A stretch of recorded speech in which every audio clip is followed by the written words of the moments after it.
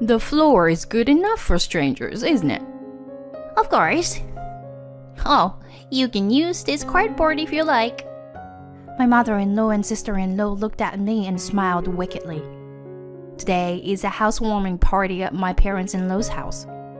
What awaited my mother and me was their insidious harassment. My mother-in-law and sister-in-law have always hated me. They came to harass me alone, and eventually started harassing my mother as well. Just because they don't like me doesn't mean they can't harass my mother. This is unforgivable. Why do they do this? Just as I was about to get angry, one person's words changed the whole situation. My name is Kirsten. I am 30 years old. I live with my husband Stuart and our almost 3-year-old daughter Lisa. I have known Stuart since we were in college, and we got married in our second year of working together. After that, we had Lisa, and we are now living a happy life together. The apartment we are living in now is the same one we lived in before we got married. So now that our daughter has grown up, it feels a bit cramped. So recently, Stuart and I have been talking more about moving. Just the other day, we were talking about getting a new apartment nearby. We're all getting older, and it's time to move into a bigger place. I nodded broadly at my husband's remarks. You're right. Lisa has recently started asking for her own room too. Maybe we should seriously think about moving. Right. Maybe we should go to an information session about a new apartment building. Yeah, let's do that. I hear it's a nice place with a big layout. Thus, we began to move our preparations for our move. We attended an information meeting about condominiums and finalized our plans, taking into consideration things like the possibility of more children. Then one day, my father-in-law called me to see Lisa, and we went to see him for the first time in a long time. I didn't want to go, but since he asked me, I had no choice but to go. Why don't I want to visit my in-laws? You ask. It's because of my husband's family structure. My father-in-law, mother-in-law, and sister-in-law lives in the house. My father-in-law, Harry, is a quiet and gentle man who takes good care of Lisa. But my mother-in-law, Tracy, and sister-in-law, Morgan, have one or two quirks that I don't like. It's not that I don't like them, it's just that I don't get along with them. I guess they think the same of me. From the very beginning of our marriage, they never wanted to have anything to do with me. They don't harass me, but whenever I visit them, they look at me weirdly and whisper. Call me paranoid, but I wasn't fond of them because of their attitude. However, they never spoke to me. The only thing that saved me was the minimal amount of conversation we had. But this day was different. My mother-in-law, who normally doesn't talk to me at all, came up to me with a happy look on her face. Kirsten, listen, we're trying to build a new house. What? Really? I was a little surprised because this is the first time I heard of this. You see, my father owns a lot of real estate. Right? He inherited a lot from his grandfather's generation. This house is getting old, so we decided to rebuild it. I didn't know that. That's nice. Isn't it? But my husband doesn't like the idea. Oh, I know. Let's have your family live here with us. What? Us? Yes.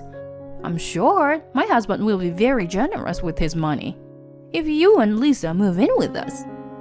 My face involuntarily scrunched up from the idea of living together with this family. Then my sister-in-law, who was listening to the conversation, interrupted and started to get in on the fun. That's a good idea.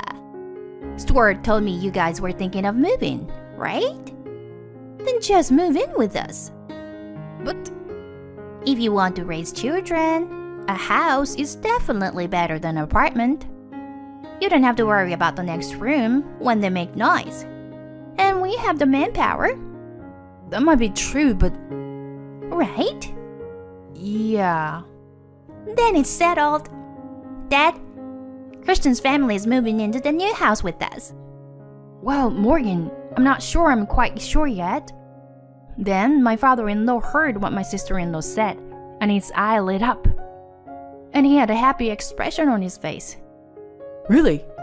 If I get to live with the lovely Lisa? My father-in-law's reaction made it impossible for me to say no to him.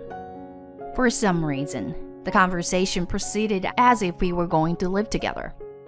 And my mother-in-law and sister-in-law happily began to decide on the floor plan. I called out to my husband, who was playing with my daughter. "Hey, Stuart, we're talking about moving in together." Well, didn't you agree to my sister's proposal? "I didn't agree to it. It kind of just happened. And your dad seemed so happy about it that I just couldn't say no." But you know what? It's not that bad, right? We're just thinking about moving, and we got lucky that we get to live in a new house. That's true, but... Right?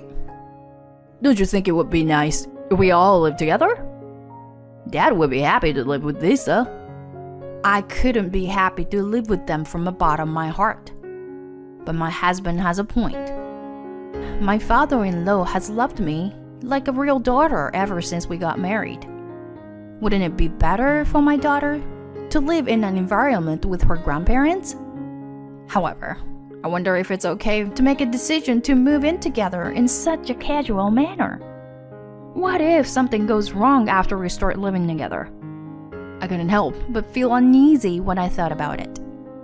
The conversation was progressing in the direction of moving in together, and I was no longer in a position to intervene. My husband got into the groove and started deciding on the floor plan. My father-in-law was not too keen on the idea of rebuilding, but he was so happy to be able to live with his granddaughter that he repeatedly said, "I'm looking forward to it." Even Lisa said, "We can live with Grandpa." She sounded happy. There was no way I could say no at this point, so we decided to make the move. That night, after I put our daughter to bed, I complained to my husband, who was drinking a beer. "Stuart, are we really going to move in with them? Shouldn't we think this through?" Why are you saying this now? Dad looks so happy. It's a great idea. It's good for him, maybe, but... Are you saying you can't do it now? It's going to make it harder for you to visit my parents. But it's okay, Kristen. I'm here for you if you need help. I was so taken in by my husband's words that I decided to move in with his parents. Soon, my fears became reality.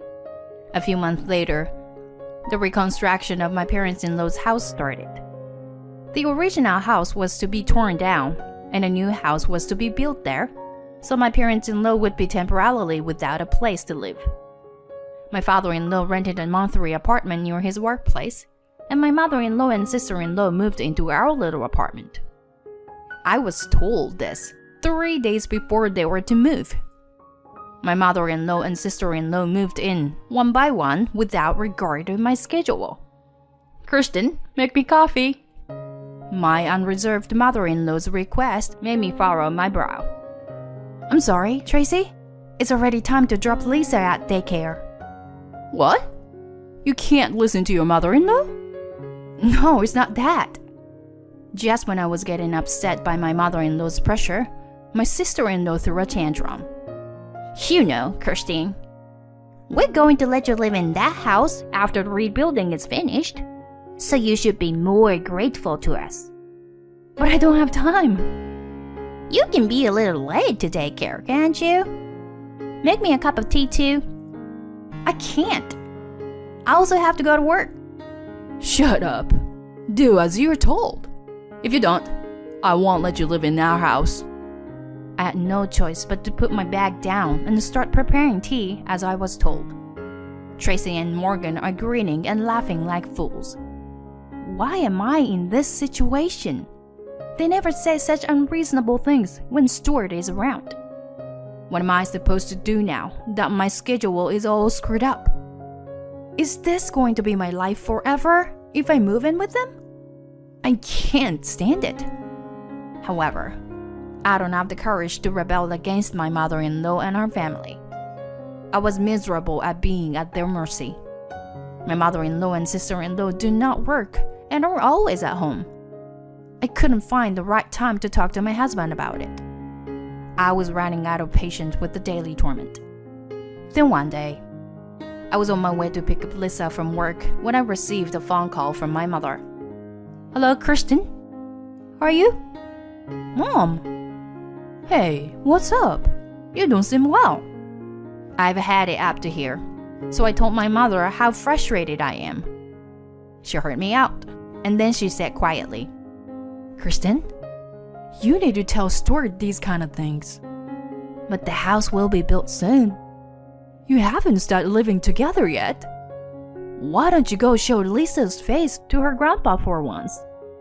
Yeah, okay. I'll talk to Stuart. With my mother's encouragement, I decided to tell my husband how I felt. I can't talk to him at home because my mother-in-law and sister-in-law are there, so I make a phone call right then and there. My husband had just left the office and asked me quickly what's wrong. I decided to get right to the point. I can't live with your family after all. What? What's wrong? What are you talking about? I'm being harassed by your mother and sister. What? When you were not looking, they've been harassing me. They cause me so much stress. I can't live with them. Hey, calm down. They should both at home right now, so we'll figure this out when the house is finished, okay? Okay. My parents-in-law's house is almost finished. I had no choice but to be patient until then. A few months later, the house was handed over to my mother-in-law and sister-in-law, who returned to their new home at that time. Today, they've invited us to their house for a housewarming party. Unfortunately, my husband is at work.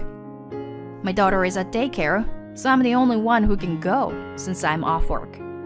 I don't know what kind of repercussions I'll face if I refuse. I was worried about going there alone, so I called my mother and asked her to come with me. When I met up with my mother and headed for the party, I found that the exterior of the house had been changed from the old house to something more modern.